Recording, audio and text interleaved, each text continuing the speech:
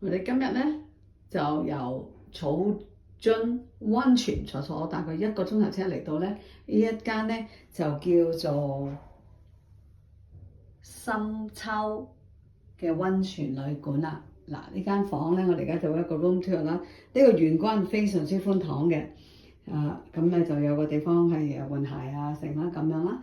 一入嚟咧就有少少嘅design 嘅。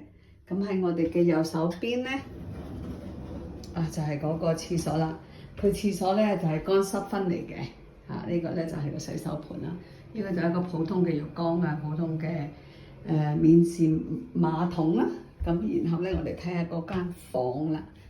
OK， 噔噔噔噔，咁呢個咧係一個和洋嘅設計嚟嘅。咁入到嚟咧，我哋就有個少少嘅飲茶嘅地方咧，有個茶幾啊，2張凳啦，就有2張床啦。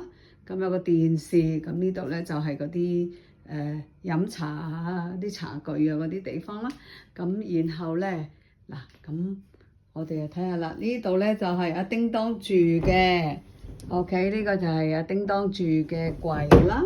咁另外咧就係一個普通嘅，亦都係普通嘅衣櫃啦。咁然後咧，我哋就睇下啦。咁咧呢一間咧，我哋睇下佢嗰個景啦，有冇景先？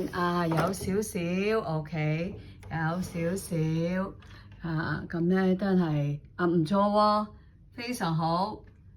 呢度咧就係而家因為我哋嚟到已經差唔多7點啦，咁所以咧都已經係黃昏嘅時間。OK， 咁呢個 room tour 咧就係咁啦，非常滿意。